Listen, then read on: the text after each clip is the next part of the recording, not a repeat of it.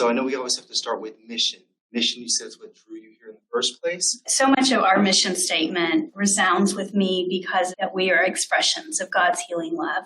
About 30 years ago, as a freshman at Texas Tech University, the goal was to have a job, something off shift when you weren't in school.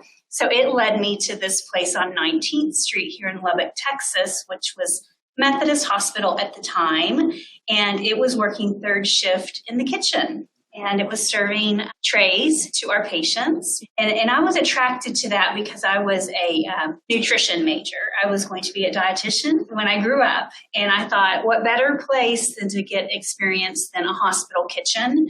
And it's there that I recognized I was not going to become a dietitian after all. There was a lot of science to working the caloric counts.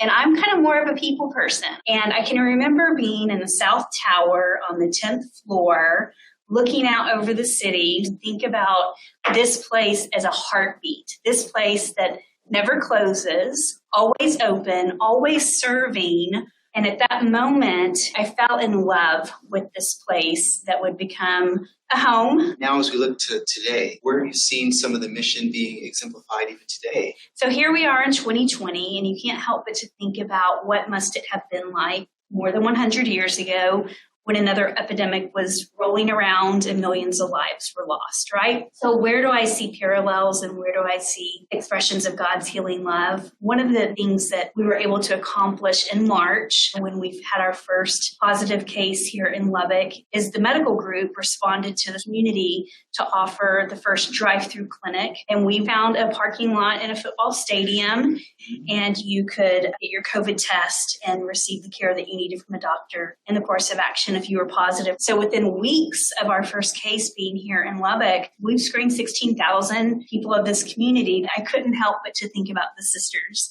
going into the homes in 1918 and not knowing what they were going to find. And a lot of times they were immigrants, they were refugees, and they never said no.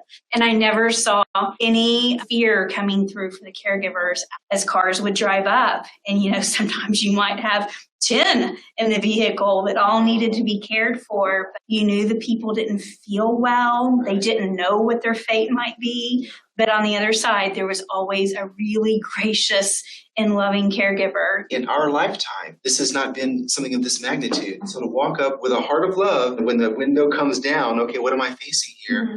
So, since you have now been on the other side of the windshield, yeah. Let's hear it. So it's one day in July that we discover that my son Nicholas has been exposed to a positive case. And so we began the journey of becoming tested.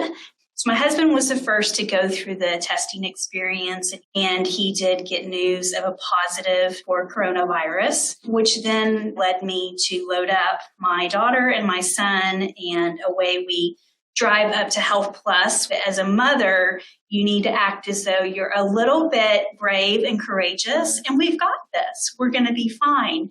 And Leonard, I cannot express to you the feeling of awaiting for the care team to come out and arrive at your vehicle, to watch the door open of the clinic and this brave team emerge in their hazmat is just a humbling experience to know that they're putting themselves in that situation to come into care for you. And then you wait for 15 minutes while the tests run. For my particular vehicle, it was silence and it was just praying. So the news is that my youngest is the only negative and my son is positive and I'm positive. If I can go a little further, what are some thoughts that went through your mind even at that point? You can't help but to feel a little bit out of control, that there's not one thing I could have done differently with the exception of my son being exposed because my son is 18 and is involved in sports. Life has to continue to some degree and you're as careful as you can be and stuff happens.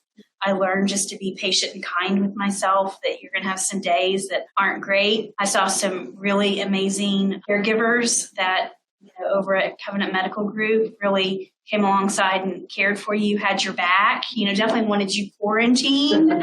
What were kind of your symptoms? How did it affect you physically first? The worst part for me was just the fatigue. It was probably a month of just lingering fatigue. The power of a body to recover and to restore is amazing, but the fight it goes through to make sure that you're healed is pretty bad.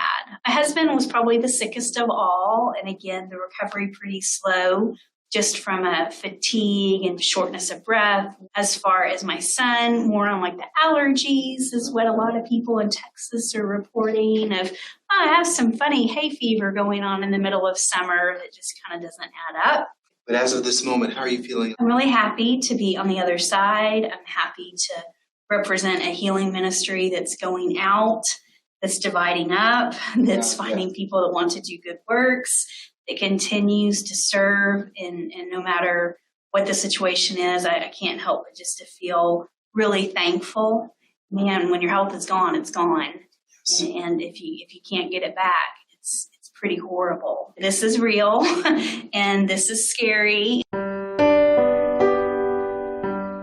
We can fight it, and we can find ways to not have this in our society anymore. Let's go ahead and tend to it. Thanks, Cayce. Thanks, Leonard. Appreciate you, friend.